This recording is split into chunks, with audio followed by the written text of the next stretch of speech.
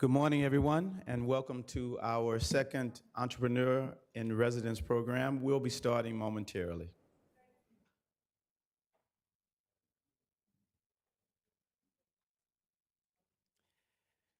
And as part of our typical Grambling State University family hour, I'm going to ask you all to move forward as much as possible. It's going to be an intimate family chat, we'll say. So you all don't sit in the back. We want to see you up close, if at all possible.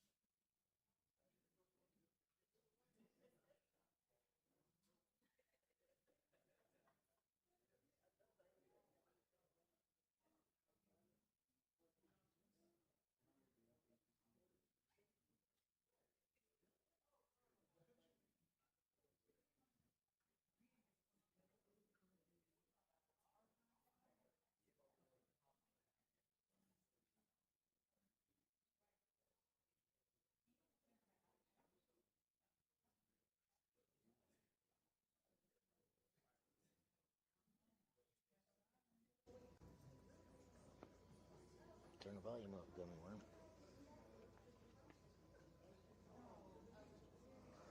Yeah, these are pretty much mixed minus. You barely hear yourself.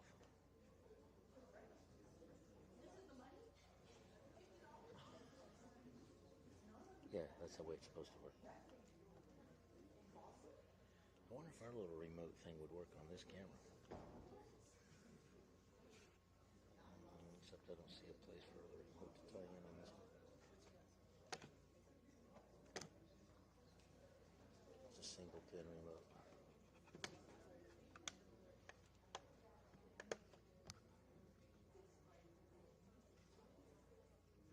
Yeah, you'd have to have a completely different camera. Or a completely different remote, because ours are 2 pins.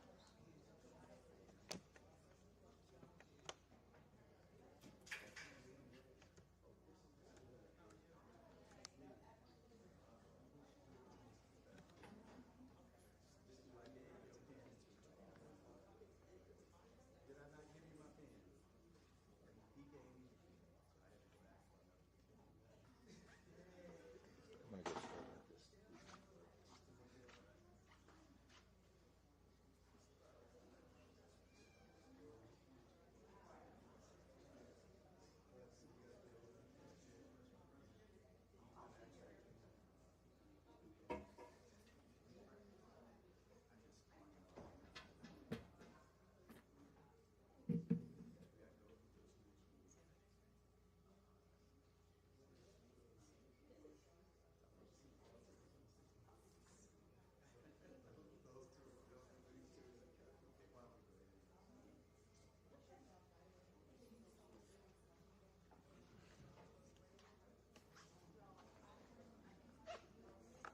I'm going to bring you up. Yeah.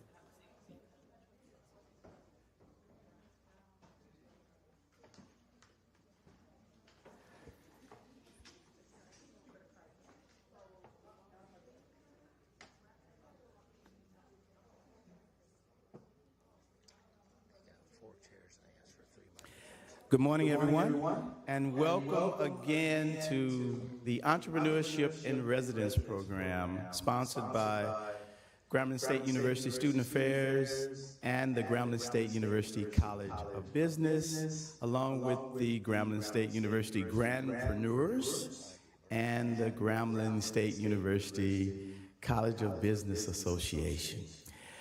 You are in for a treat. And by the way, if you didn't know who I am, I'm Dean Derek Warren here in the College of Business. We are excited about the spirit of entrepreneurship that's happening right now at Grambling State University. And we want to encourage each and every one of you to continue to support our student entrepreneurs, as well as support our alumni entrepreneurs and other stakeholders who are the spirit of entrepreneurship here at Grambling State and amongst our students.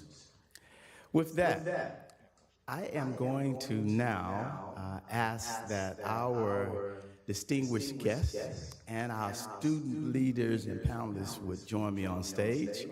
I'm going to call them up, and then I'll call our guests up as well. We have, first and foremost, we have Ms. Jamila Reed. Jamila, by the way, is president of the Grandpreneurs. Let's give her a round of applause. She'll have information on how you can become part of that organization as well at the end of the program. Next, we have Ms. Michaela Mallory. Michaela? Michaela and Jamila are two of our College of Business seniors who do great work here on the campus of Grambling State. Next, we have none other than PK Goins. Is that Goins or Going? Okay, Goins. PK also is in the College of Business and one of our student leaders across the board. Next, although he is not necessarily participating in the panel, he is going to introduce our speaker. And it's none other than Jalen Mitchell. Jalen is the president of the freshman class. So let's give Jalen a round of applause. He's a marketing major, and we'll introduce our entrepreneur of the hour. Jalen. Greetings, everyone. My name is Jalen Mitchell. I'm a marketing major here at the university. I currently serve as your 2023-2024 Student Government Association freshman class president. Today, I have the luxury of introducing Ms. Kelby Penn, president of the Web Tropolis and founder of CEO Professional Drones. As a lifetime learner who values education, Penn earned a double BA in Computer Systems Information and Psychology from Houston Baptist University, a MA from Psychology from the University of Houston, and an MPS in Technology Management from Georgetown University. Penn has spent more than 17 years teaching at a community college and at the university level, earning several local, state, and national teaching awards. At the collegiate level, can everyone join me in giving a warm welcome to Ms. Penn Kelby? Ms. Kelby Penn.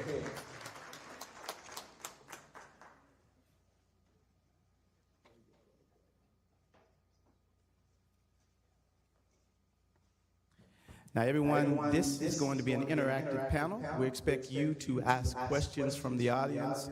I'm going to ask some of my grandpreneurs and some of my interns out of the office to help field that, but we want you to ask questions.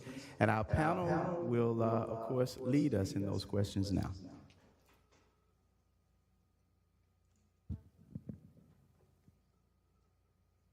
Can you hear me? Yes, okay, great. Okay, so my first question for you is, did you face any challenges when establishing your brand? Any challenges? Yeah, there you go. Yeah. Can you all hear me okay? All right, good morning, good morning. Thanks for being here as well. If you would restate that question. Yes. So did you face any challenges when establishing your brand? Absolutely. If I can use Web Tropolis, which is my tech firm. I opened that firm many, many moons ago, 1993. I'm the first woman-owned tech firm in the state of Texas.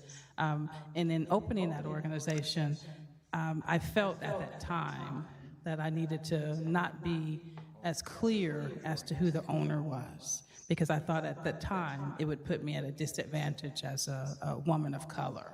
And so I was changing my title. Instead of CEO, I was kind of like the technology manager or director of technology.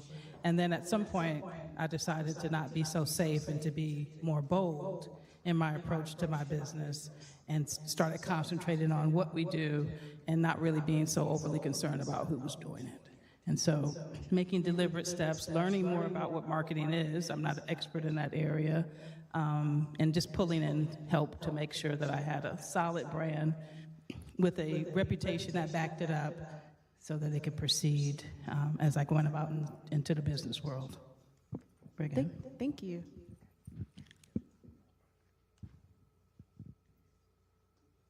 Hey. Hi. So, where did the name Web Tropolis come from? And can you explain more about your business for everyone who doesn't know about it? Yes, thank you. The name Web Tropolis, if you're familiar with Metropolis, like, you know, Batman, that whole kind of thing, although I am Team Marvel, I do like some DC pieces. I thought that if I opened this company, again, this was a long time ago in terms of the earlier 90s, the internet was becoming a thing, that I would have this tech firm that was the like capital of the internet, thus Web Tropolis, right? What I have found 30 years later is that it's really difficult to pronounce, really difficult to spell, and that goes back over to the branding, right? And then what we do is technical audits on hospitals or anyone under the security rule, which is a federal kind of standard related to your tech stack. We break into hospitals and pharmacies, so we actually do that physical aspect of looking at your security, and then we look at the relationships you have, and to make sure that your organization is not the weakest link in the supply chain. There's about 6 companies that do that in the United States, and I'm the number 2 company in establishing that, although I think I'm number 1 for services. Thank you. Okay, so my question is, when did you decide that this field was for you, and what confirmed it? Very good. So technology, just some background. I am an Air Force veteran, security intel, and so mitigating risk and finding patterns is a really important way that my brain kind of processes information. I decided to go into business for myself because naively, I didn't want anybody to tell me what to do, right? So I said, well, I'll go work for myself. I've got some particular skills. In the Air Force, I was one of 4 people that had my job across the entire military ecosystem. So that put me at an advantage, but I really didn't want anybody to tell me what to do. So today, as I have about maybe 314, 15 clients, they all tell me what to do.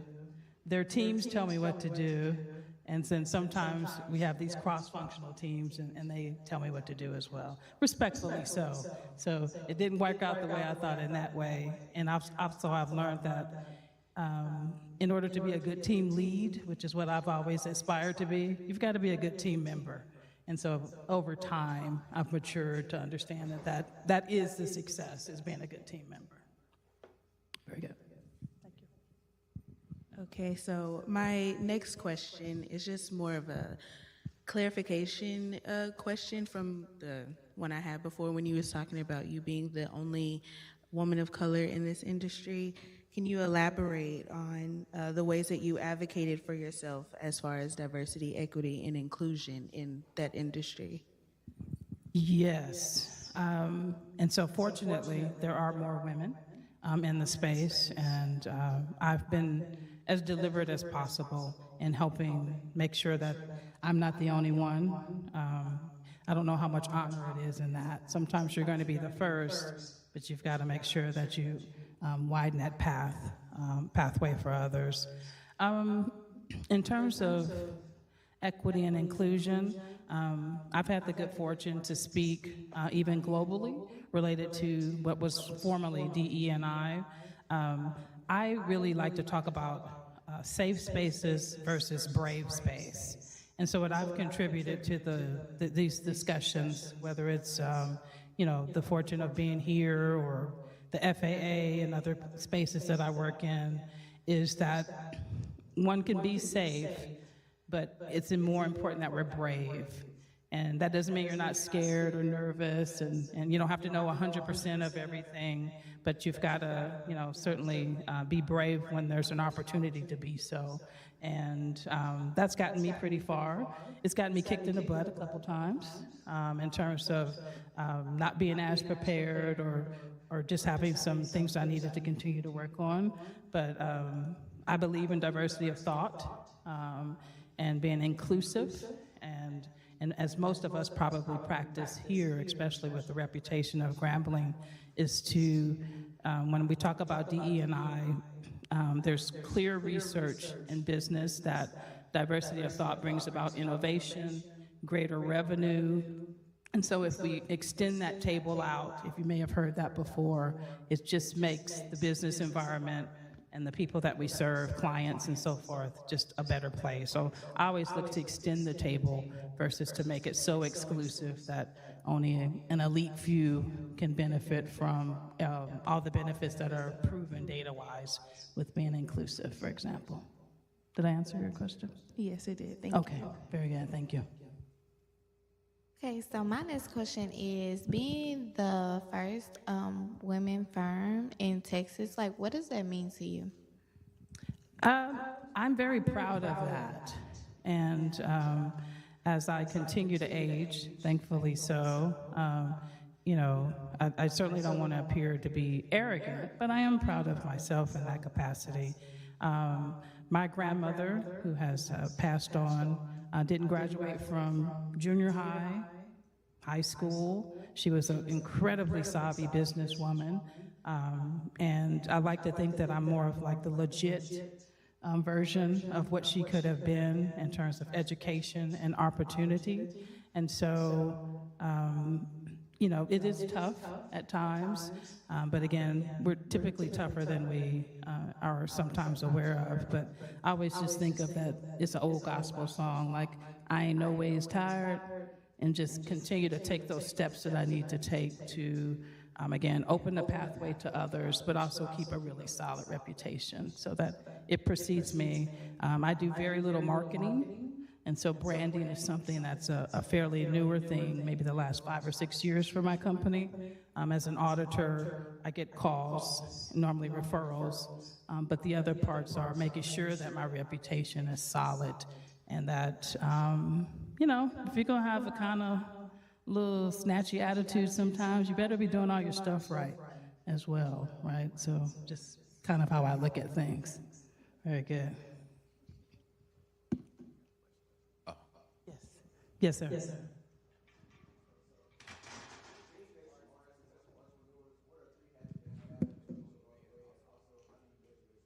Okay, they may have you restate that. Stand back up, please. Thank you.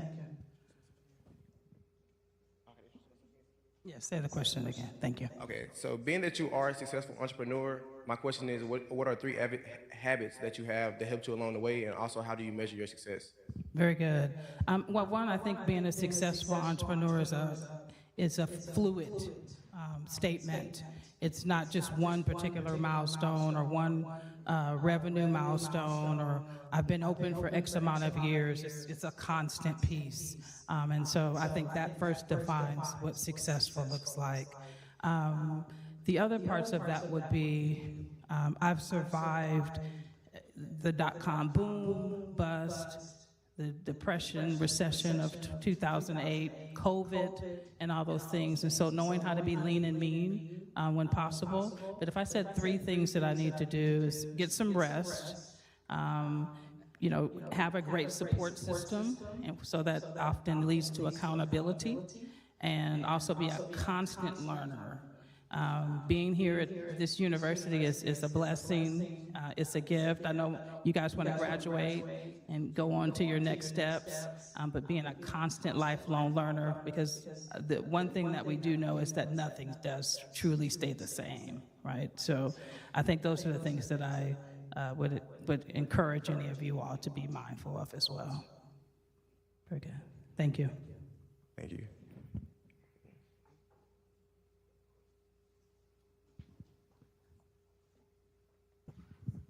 How you doing? Well, thank you. How you doing? My name is Rashawn Donald. I'm a junior here. So my question is, so like you said, with business comes constant change. So I want to know how you overcome constant change. I like change. And then there's particular areas of my life where I absolutely like to be incredibly rigid, right? So like, I pretty much wear black pants every day. Easy life, you know. I go in my closet, it's like 5 or 6 pair of the same pants, black, another 5 or 6 of the same pants. Yeah, 2 or 3 of the same color shoes, because I have other things to think about. And so that way I can concentrate on those things that can be impactful. As an entrepreneur, I have a lot of people counting on me, right? Whether it's to pay for their daycare, their mortgage, go on vacation, whatever that is, and I take that pretty seriously. And so those things, those factors, I don't look at them as stressors. I try and manage accordingly. And things that I don't have to be concerned about, I do not. Like, I don't know how to cook, so if I ever say I'm having a cookout or something, y'all know I'm lying. I catered it, I'm gonna put flour on my face or something because I don't know how to do that. But yeah, the things that I can manage more so than control, I do. And then things I don't have to worry about, I just keep it moving. Did I answer your question? Okay, very good, thank you.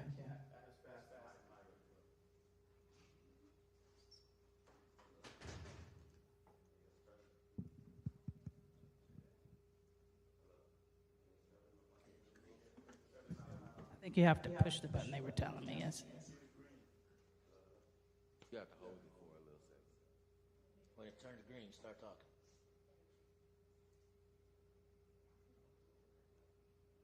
You want to just use this one? There we go. He wanted it for you to stand up, that's what it is. All right, my name's Trevor. I'm a marketing major at Grambling State. Yes, sir. So my question is, I'm sure as an entrepreneur, you faced failure a couple times, maybe even after you became successful. So my question is, how do you deal with failure?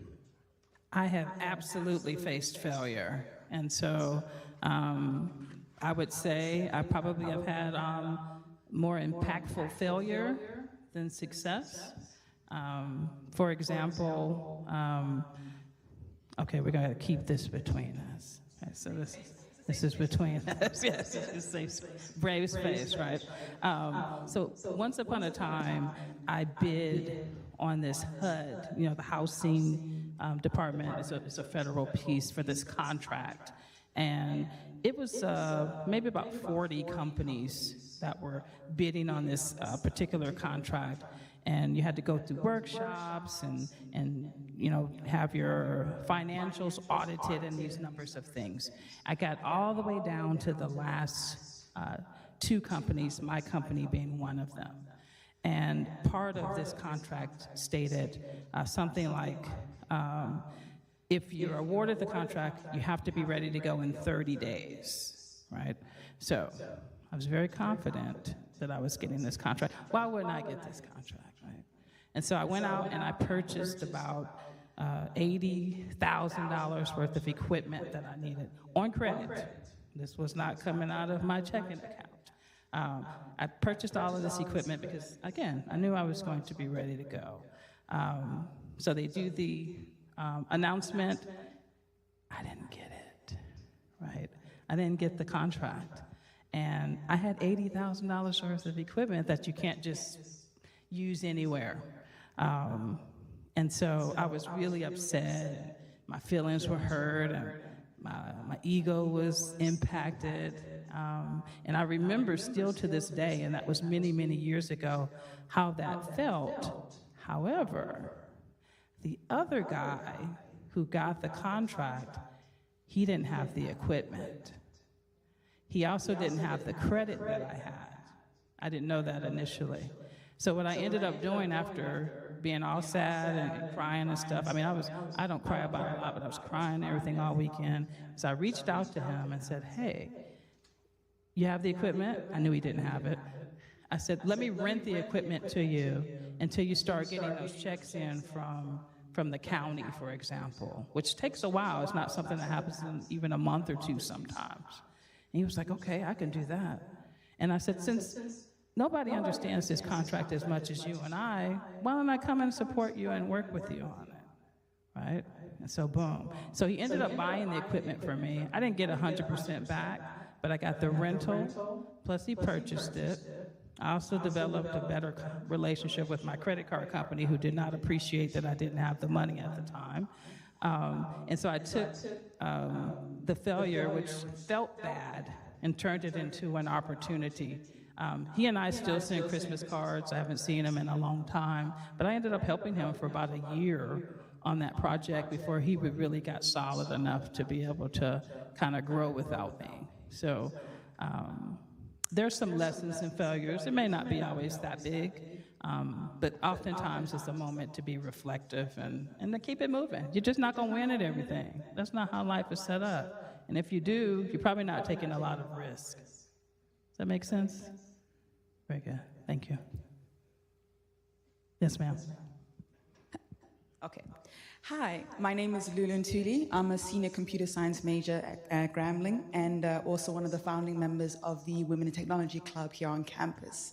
You spoke a lot about widening the pathway for women in technology, but on the same side, you also talk about the lack of branding that you and your company have. So do you think it's going to be a priority for you moving forward to be able to present yourself and what you stand for to aspiring demographics in the future? Excellent questions and points to make.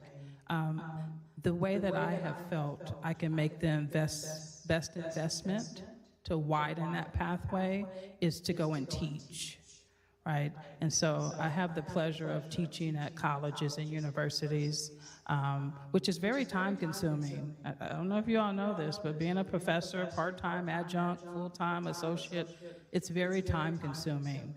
The amount of time that you put in, per hour is pretty, it's just a lot of time. And so pulling in employees or interns sometimes can be more challenging based upon the pace and the credentials that someone needs to work with me.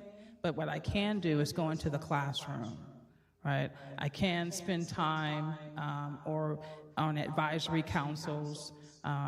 I've worked with, published through Microsoft, for example, some content and curriculum. I've worked with CompTIA, I've been on some of their national boards, and so I can give my time in those ways, influence the industry, and also spend shoulder-to-shoulder time with students and helping work with them, besides being at a place like here, right? I'm here in Grambling. I came in last night from Houston, and to be able to spend time and to share some of my path so that you all can build upon that and hopefully have a smoother route as well. So hopefully that helps.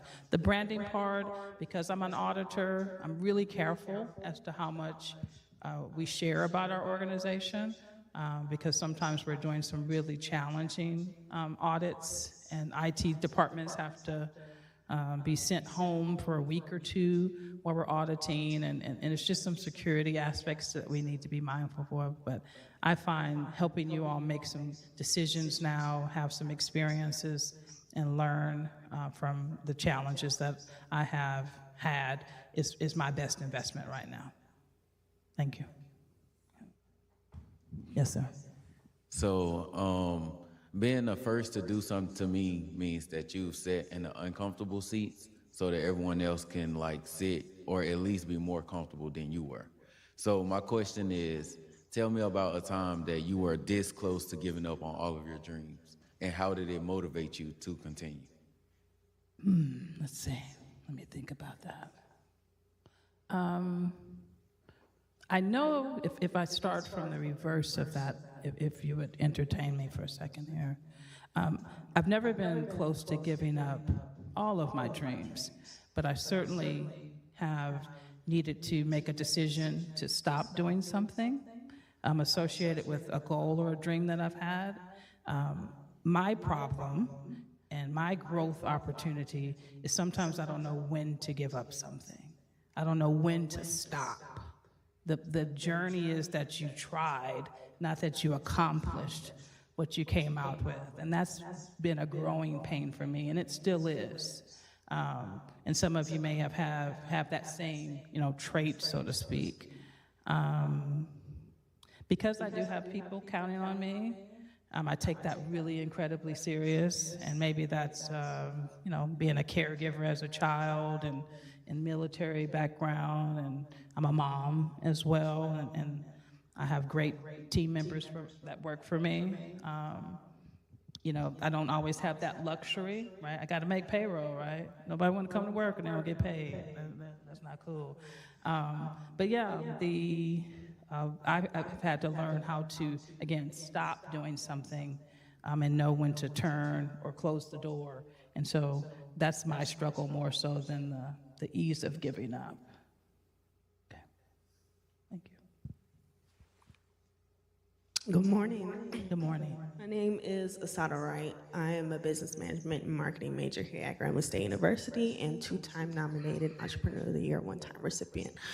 My question is, as seniors or students here who also have businesses, I feel as right now in the transition of graduating, I might want to put my business aside and focus on something more stable. But I just wanted to know, if you had any advice on, when you were developing your business, or if you felt like it was just getting too hard, if you wanted to move and make a transition, did you put your business aside and come back to it, or did you just stick straight through? That's a great question as well. Has anyone ever seen Pirates of the Caribbean?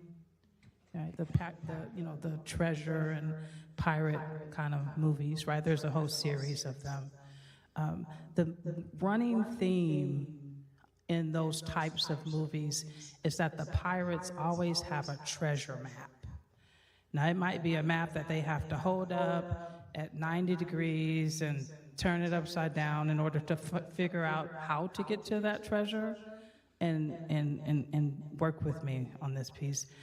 You have to have a map, and I say that's a business plan, right? And so I have the pleasure of advising probably about 36 startup companies across the United States, and every single one of them has a business plan. They didn't always have it before they connected with me, and I liken that to the map that pirates have. You don't know where you're going, even though you may be doing well and generating sales and things.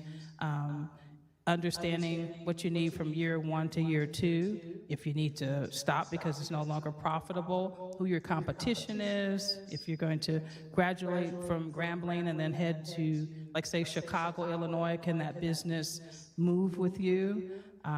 That's all part of a business plan, which should be an ongoing dynamic document.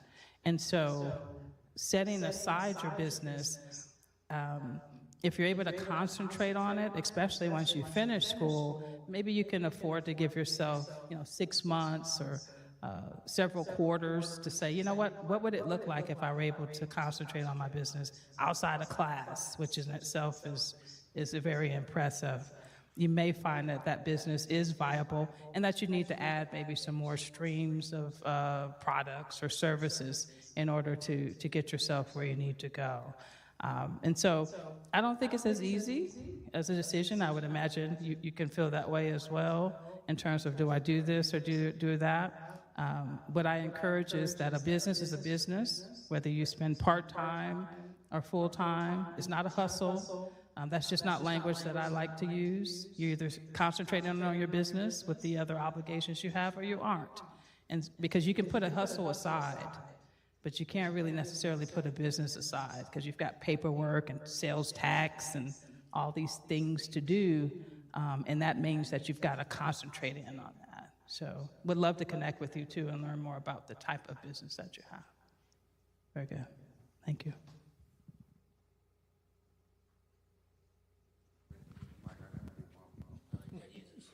I have old ears though.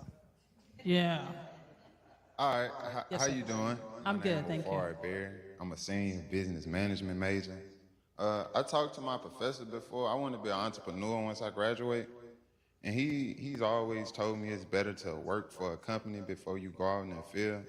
But I feel like experience is the best teacher. So if I make a mistake, I'll remember it more. How do you feel about that? I believe that if you want to be a consultant, you may want to go work for another company first. You can learn on their dime and on their time. You can afford to make some mistakes, because you will at any company you go work for. You can learn some processes and procedures, and then use aspects of that to maybe form your own company. Consultants are often entrepreneurs because they're business owners, but the ability to be an entrepreneur, you're going to have the time and the funding for that. And sometimes it's better to go work for somewhere other place, again, learn as much as you can, not taking someone's secret sauce, so to speak, but just really learning how and what it looks like to be part of a department or an organization and overall, and then apply that to your own business. Plus, you can stack your paper if you go and typically work for somebody else. If you go out the entrepreneur route straight away, you just have to be prepared for, what is that going to take, writing a business plan, and where do you need to be to successfully launch your business. And so it's not as black and white as, right, and I don't think that you are suggesting that it is, but what is the route that you want to take? Where do you want to be in 2 or 3 years? And what are you willing to sacrifice in terms of utility as you transition out of school as a senior, and also that first year or two as an entrepreneur? You might make some great money, but oftentimes you've got to put that back into the business to continue to grow it, right? Not suggesting that you're looking to open a McDonald's, but McDonald's is successful because they have a bunch of McDonald's and a lot of people and services and products in some form or fashion. And so you would want to be able to either duplicate yourself and things to that capacity, and that's going to take money and time as well. Does that make sense? Okay, so something to think about. And, I would say get some experience and learn on someone else's dime if at all possible, and work on the other parts of your business while you're doing so.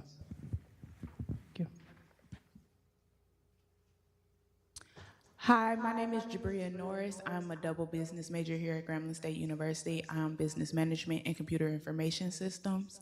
My question is, recently, I made a big shift and change. I have always worked athletics. I used to work for Detroit Public Schools, so I really understand what you mean in stopping one thing to focus on another, because I had to pivot from something that I was very much used to, and I'm expanding more in the business and administration aspect of business management rather than athletic operations. So I wanted to know, what was your specific experience, and how did you go through that change? Because it's a huge adjustment from going from something like the back of your hand to expanding into such a different field, regardless to the similarities. Excellent question. I think it's layered in terms of the question. And so I have a tech firm, for example. I also have a drone company. I don't make drones. I'm certainly not the best drone pilot, probably even in this room. There's some of you who can fly a drone better than me. But what I do have is the ability to mitigate risk. And so as I moved into this other industry, we're just coming out of startup in that company, I took some of those skills that I had, and then I had to learn about this other field that I found to be interesting. It was a lot more than I understood initially, right? But your brain likes that. It wants some new pathways of thinking and resources to pull in from training, licenses, and certifications and things like that. And so oftentimes the comfort piece is to take some of the things that you know and just be prepared to really learn whatever this particular field is. There is some comfort in knowing a ton about a particular field. But what I have found is the more that I know, the more that I really don't know, and that there's so much when I get online and go into YouTube University, right, and just be watching these videos keep popping up and looking at articles that gives me more things to think about, right? So making a shift is a good piece. You're here for a reason, right? Otherwise, you wouldn't have needed to maybe even go to university, right? You could have just kept doing these things that you were doing well at, but that's gonna mean that you're gonna have to take what you've learned here, bring in what you knew, because it doesn't get discounted or zeroed out, and be prepared to go into this newer area in terms of, you know, information systems and things, for example, and now apply some of those same strategies that may have worked well for you. Thank you. Got a question in the back there? They're coming right now.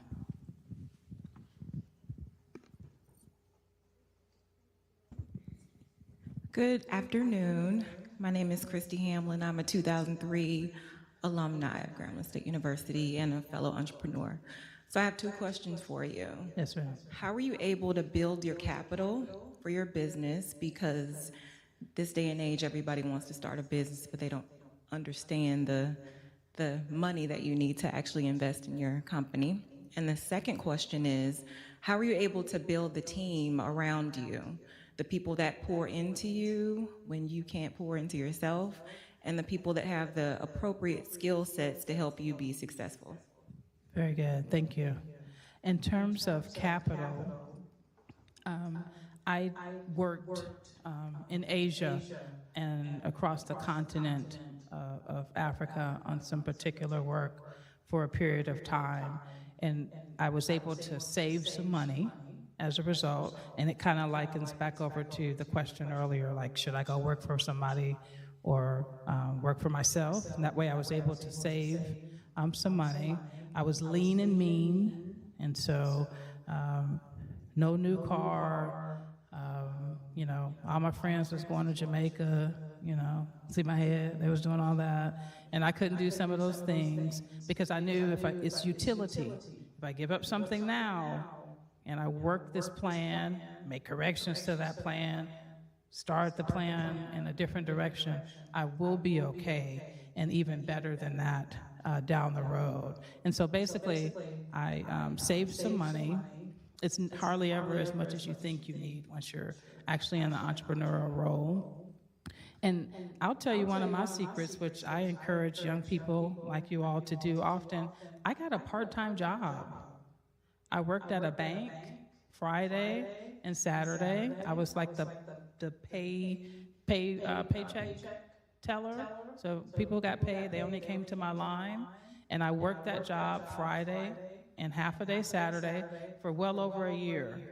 And it just allowed me to pay a couple things that I knew I needed to be able to take care of, whether I got a big check from someone or not. That was that stable piece. And I did that until such time the business was more consistent and the ebbs and flows of things became more predictable for me, right? I also developed a strong relationship with American Express, but in my ignorance, I didn't know initially that American Express wasn't a credit card, it was a charge card. And when you get American Express, you have to pay it off at the end of every month. And so I was charging and buying stuff for my business, and they was like, where's our money? Like, quit playing with us, we need our money. And so I had to develop a relationship. Now it's a 30-year relationship, and as they've grown, so have I. And so saving is tough. It's tough to save when you don't have a lot of money. What you gonna save, right? And so how can you supplement? If you have a business plan, you could share it with your family and friends. You could take it to the SBA, and you can compete in pitch competitions and get chunks of money here and there to get moving. But there's no one way to make money, but there's certainly multiple ways, I should say, to earn some revenue or to get some money stacked up in such a way that you can invest in your business. Now, in terms of my team, everybody that works for me, they are, in my opinion, smarter than I am, They work harder than I do, and they allow me to have the opportunity to do this kind of work, right? Where I can come out and spend time or go teach, so that, professors don't always make a ton of money, right? So to be able to have the time to do those things are important. I try and surround myself with folks who have some specialized skills, because we're a boutique, tech company. And I also share in the revenue. So, because I can't do it if they're not out there helping me. A one-person shop is a tough road, not impossible, but it's a tough road. And so I'd rather share part of something than make nothing. That makes sense. But yeah, just finding people that I can build trust with. Trust is something that takes time in building, and then working from there. People with similar work ethic, better even at times, so that I have to step up. But my grandmother said that water seeks its own level, right? And so if I'm here, then others I can pull up. But if someone else is here, then they can pull me up as well. And I look for those type of qualities in my team members. I don't even call them employees. What's that really mean? They get W-2s, but that's at the end of the year. We got a lot of stuff to do in between then. Very good. Thank you. I have one last question. Any more questions? Okay, so my question is, I know that we have like a lot of entrepreneurs in the room, and I know that a lot of people, once they go into business, their main focus is money. So how would you motivate someone that's willing to give up because of the profit? What message would you have towards the profit? Where's the profit? Like, what do you mean? Like, say someone is starting a business, this is their first go round, instead of making a profit, they lose money. How would you talk to that person, like, to motivate them to keep going? Because, in order to take a win, you have to take a few losses, but not everybody see the losses. This is where the business plan comes into effect, because you could run a business and not be profitable, but you've got to cover all of your expenses. And you should be one of those expenses where you have like some payroll aspect that's delegated to you. And now it may not be the salary, for example, that you want to have down the road, but there should be this expense associated with having either consultants, yourself, independent contractors, things to that capacity. And as you're building towards a profitable business and revenue model. Now, you all are business owners, some of you in here. Your job is to go get more projects. And so that means that sometimes you're going to need to contract out some work. Because again, like I just said a few minutes ago, and making my best effort to answer her question, for example, is that it's better to get something out of a project versus nothing, right? And so if I can say a 60-40 split with somebody, that could work, versus 100% of zero, right? And so the motivation piece is understanding business cycles. That's why you're here. You have exceptional professors who walk you through and talk you through accounting and finance and marketing and branding and all the pieces, so that you can understand, what is it going to take to run a business? And then you've got your dean here who is pulling in entrepreneurs that tells you, what you need to do to build a business, and then everything kind of meets. And you're the intersection of that. And then let me say, motivation, for some people it's situational, but you've got to get up every day and be at least grateful for the things that you do have, and know that it's just not going to always add up, but off you go, the next step, and the next step. And so, working towards honoring your business plan, understanding realistic pricing. I ask entrepreneurs or business owners all the time, how did you get to that price? And they kind of stumbling. You ever see a little toddler when they first learn how to walk? That's how they're kind of answering the question. And I'm like, I think you might want to dig in some more to understand supply and demand and pricing models, for example, because that will dictate to you in your business plan. I'll keep going back to that. What you should be making.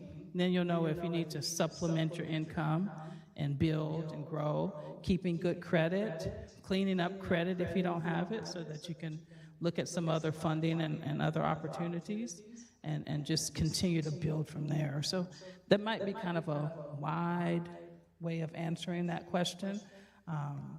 But yeah, when you look at profit and things like that, follow your business plan. And your business plan really, in my opinion, should tell you if you should even start a business.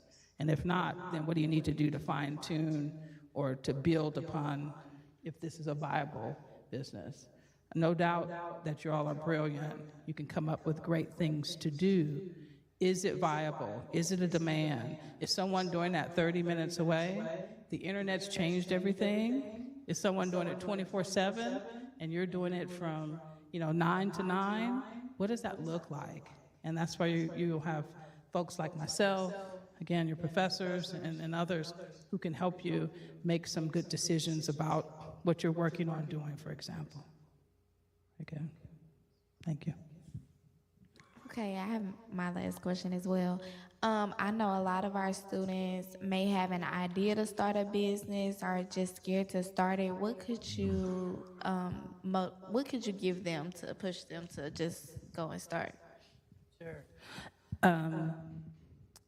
My favorite entrepreneurs are the ones who have a fresh idea to them, right? They're excited. They're going to stay up late and continue to do the research, plus do their schoolwork, plus work, where you may be working, plus go to the gym and all the things that come with life. And so, what I would encourage you to do is, guess what? What am I going to tell you to do? Do a business plan, right? They have programs online, very inexpensive, and it helps you take what's in your head and really turn it into this document that you can show others. And what I say is that a business plan can also, besides the treasure map, be that I just landed here from, what's your favorite planet? Yes. Jupiter. Okay, so I just landed here from Jupiter. I'm tired too because it was a long flight, right? And you hand me your business plan and I understand what you're talking about. I understand how you're gonna do this. When you'll be profitable, year 1, year 2, year 3, who your competition is, I can understand it. And so a business plan is going to be the first step, in my opinion, and it'll walk you through everything that you need to know initially. Now, then you got to put it to action. Very good. I have a question back there. Yes, please. Good afternoon. My name is Osman Yusuf. I'm from College of Business. My question is, the definition of an entrepreneur is, the key word is to take a risk. And let's say if someone has a fear factor, so how we can start the business? Do you have any practice or do you have any scenario you can just give us some suggestion how to avoid the fear factor? Thank you. I don't think you can avoid fear. I don't think it's healthy to avoid fear. I think fear gives you just a low level of stress to help you be prepared, right? Like I drove here yesterday from Houston. I'm often very nervous about public speaking, but I needed to be prepared, right? And so when I think about what fear does, again, is often prepare us or has us kind of freeze, right? And so I encourage people to exercise bravery, to develop grit, which means that you failed and you've recovered. You build, it didn't go in the right direction, you recover.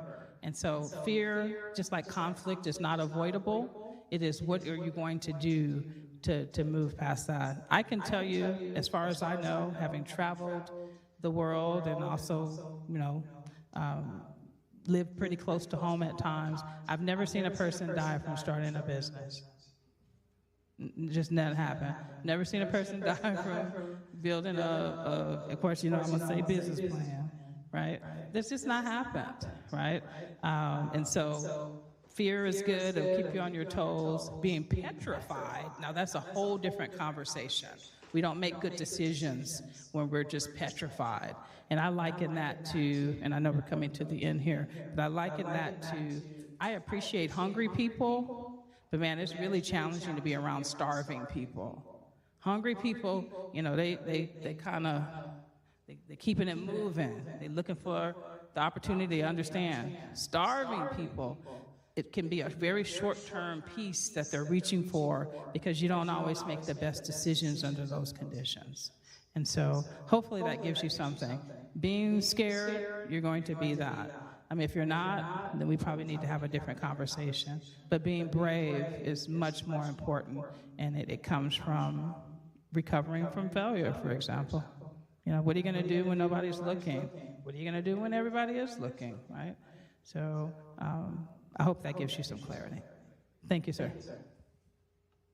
Are there any additional questions? Any additional questions? We do have one. Okay. Yeah, it's on its way.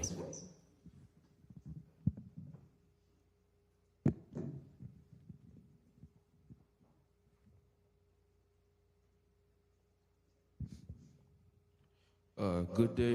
My name is Shabak Amua. I am a second semester freshman. I'm majoring in computer science. Actually, I only got here because I felt this was going to be a profitable event for me. So I got a question. You have a large-scale business, which means you employ people, right? Yes, sir. Okay, so how have you been able to, because the success of a business depends to a large extent on how compatible the employees are, right? So how have you been able to keep your employees in check to make sure your business doesn't fail as a result of your employees? That's one.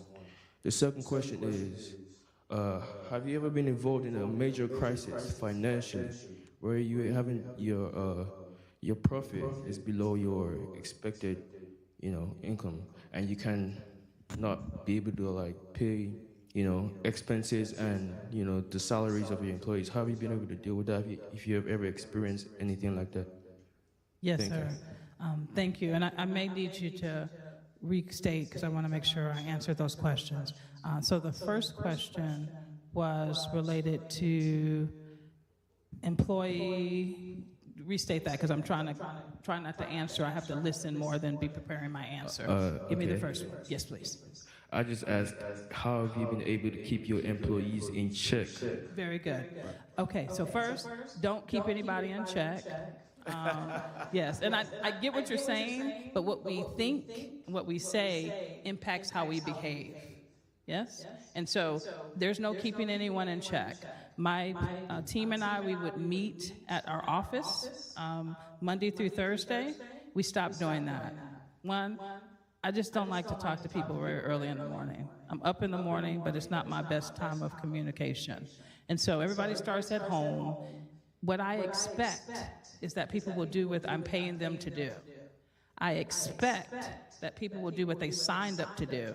I have nobody on probation and community service that works for me. So you have agreed to do something.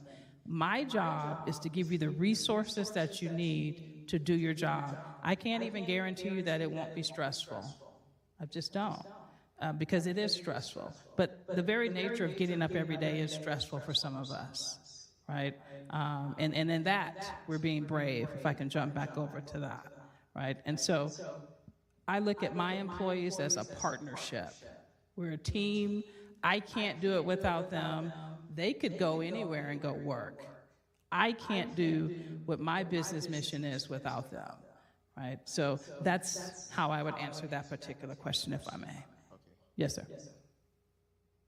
Do I need to repeat the second one? Yes. Okay. Thank you. I was just asking, certain times there may be crisis, financial crisis, right? Yes. Okay. So how have you been able to deal with that? Let's say you don't earn enough money to like you're expecting to earn more and you fall short of that. How have you been able to deal with that? Like how are you gonna be able to pay your expenses and as well pay the salary of your team members, as you suppose? Thank you. I like that language shift too. Very good. So yes, COVID 2020, 2021, and 2022, I think we can all agree were like prime COVID periods. And so here's what happened with my tech company. My clients, who I often had some remote services for particular members of their staff at each of the organizations, now we needed to move almost 100% of employees home. Some of my clients weren't getting paid for the work that they were doing, or they needed to be closed, which meant I wasn't going to necessarily get paid on time, or in some cases, really late, or they reached out and said, we don't have it. And these were clients that I've had long-standing relationships with. And so when I don't have revenue coming in, that can create some stressors on my particular company, right? And so what I've done some years ago is I wanted to make sure generationally that I didn't embrace a culture of stealing from Peter to pay Paul. You ever heard that before? You're a young man, so, and I don't want to age myself too much. And so I develop business strategies to where the money I get today, I may not access for 3 months, 6 months, or 9 months, because it's too much stress to say, I got to get these invoices out today so that I can make payroll on like December the 1st. But I had to build strategies, stockpile particular money, say yes to some projects that I wasn't incredibly interested in, because it's not always about what you like, so that I can get enough money in to be able to push money out further. But let me say this as the CEO of the companies that I founded, as the granddaughter of Maddie Warner, that I will always pay my staff before I pay myself if it ever comes down to the money's looking funny. People get up and come and work for you, they need to get paid. End of the story, bottom line. When you take the risk of being an entrepreneur, there's great gains that can come with that, but you also have to take on the risk associated, which could be at times a funding issue, if I may. And so for 2020, I didn't pay myself after March for the whole year. Personally, I could afford to do that. I wasn't quite sure, because again, I had clients who used to call me, hey, where's our invoice? Like, you know, we run in checks on Friday, we don't have your invoice. To me going, hello? I sent my invoice, and I'm doing more work for you because we had to transition people to remote services and get them set up and things at home, if that makes sense. So I took my salary out of the equation just to make sure that my tech company would be okay accordingly to take care of the people who take care of me. Thank you. That's fantastic. Let's give Ms. Penn and our fantastic panel of students a round of applause. It's so important to be brave.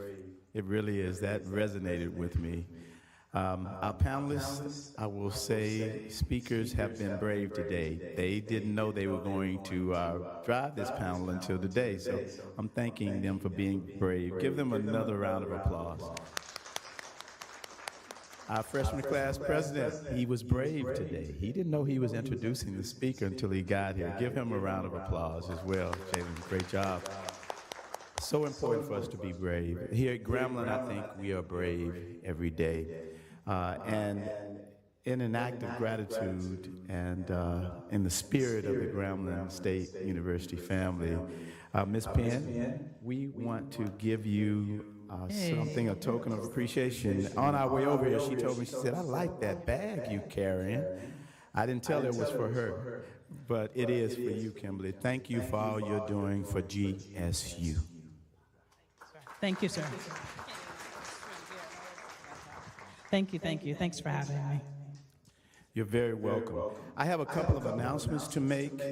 First, again, let me say thank you to all of our grandpreneurs, to our students, to everyone who helped make this a reality. All of our grandpreneurs, would you all stand up, please? Grandpreneurs, would you all stand, please? Let's give them a round of applause, grandpreneurs. They will give you information on how you can become a part of Grandpreneurs. If you are an entrepreneur today or aspire to be an entrepreneur or just want to understand a little bit more about the process, see any of these individuals that you see standing. They are still accepting membership. Again, Grandpreneurs, round of applause for you. Student government, SGA, Student Affairs, members of our Student Affairs team, would you all please stand? Any of our SGA ambassadors, SGA, Student Affairs? You all, I know they had some additional events going on. Let's give them a round of applause. I really want to give a special shout out to our Office of Communications. They have just supported me and my last minuteness, or whatever we want to call that word, my sometimes acting a bit reactively, and I own it. And I want to ask Tisha and Mr. B and all members of our communications team, Carlton, all of you all, to please stand. Let's give them a round of applause. I'm going to tell you, they have come to my rescue since I've been here many times, and I want them to know that I appreciate it. Will the best faculty in the world please stand right now? Members of my College of Business faculty, Arts and Sciences, all of our faculty here at Grambling, would you all please stand? Y'all know I don't mind embarrassing you all, but I thank you all for encouraging your students to come today, and staff. I want my staff members to stand as well. I saw y'all were still sitting down. Miss Sapp is in the back. Miss Fobbs is here. Let's give them a round of applause. Along with our faculty. I'm trying to make sure I didn't miss anyone. I want our students, you all are our most valuable assets. You all stand so that we can celebrate you just for a moment. Stand for showing up and being brave. All of our students, stand. Y'all need to stretch anyway. Let's stand. Okay, great. Thank you all for being brave and showing up. Now, a couple of announcements. Because you've shown up, you're going to hear that we have a pop-up closet. Our office, our foundation office, led by the fantastic VP Logan. VP Logan, stand up. I want everybody to see you and your lovely wife, Ryan. Wait. Their office, along with Career Services, is sponsoring today until 3 p.m. 2 p.m.? Okay, thank you all. Keep me honest. 2 p.m., a pop-up shop in the black and gold room space in the career closet. They have clothing, accessories, shoes. I'm going. Myself, see if I can pick up a trinket. No, I'm just kidding. I won't. But I am going by there, and I encourage you to go by. There is no shame in that game. And I took both of my classes there. They have some nice items that I'm gonna tell you, you'd be crazy if you don't go today. So they're there in the black and gold room, second floor. Please go by and see Miss Livingston and her team. They have items, I'm sure, that can help you step up your business professional game. The Golden Pitch. The Golden Pitch finalists have been named. You'll see some things about them on social media in the coming days. The pitch competition, where they will present their ideas, will be held on Tuesday in Woodson Hall Auditorium, beginning at 11 p.m. The winner of that competition will receive a prize, a first place prize of $3,000. Are there any pitch finalists in here now? I believe we have some pitch finalists. I see one, Providence. Why don't you stand and wave your hand? I'm going to embarrass you a little bit. She's one of our pitch finalists. Who? Any other pitch finalists in the room? Oh, Kennedy is there. Oh, Emmanuel is there. We have 3 of our 5 finalists here. You do not want to miss them present on next Tuesday. So the Golden Pitch finalists will be there. There will be 3 top prizes, and we want to root on all 5 of the finalists as they seek to get that $3,000. College of Business students, it is important that you get advisement, especially during this period where we're doing pre-registration. Do not assume you can advise yourselves. The list of advisors is located on the 3rd floor of Jacob T. Stewart Hall. Make sure you go by there and see who your advisors are. If you have not already met with them, make that a priority Do not self-advise. Self-advisement could lead to not graduating on time or on schedule. The advisors are there, ready, and willing to help you make that a priority as soon as possible, regardless of your current classification. The IBM Skills Academy is available to each and every one of you. If you do not know what it is, come by the Dean's office and we'll share. The Skills Academy offers courses in a variety of digital credentialing areas, from artificial intelligence, foundational skills that you need to be successful in today's world. They're offering classes that are free, they're self-paced. All you need is your Gram ID. All you need is your Grambling State University ID. It's available to everyone, every member of the Grambling State University family. They have courses in design thinking, courses in blockchain, courses in cloud computing, cybersecurity, the Internet of Things, quantum computing. They even, to our wonderful entrepreneur in residence point, have courses in mindfulness. Self-care is important, especially now. Mental health is extremely important. We need you to take care of yourselves and help us take care of each other. With that, thank you again for coming to our session today. Thank you all for really making our entrepreneurship program a success, and we look forward to seeing you all in the future. We want to do a group picture with everyone. Jabria, thanks for reminding me of that. Please come up front now. We're going to do a picture with our entrepreneur in residence as we celebrate her. Come up front. We want everyone in the picture. And again, thank you again for coming to our program today. Come up front, everybody. Do a quick group shot.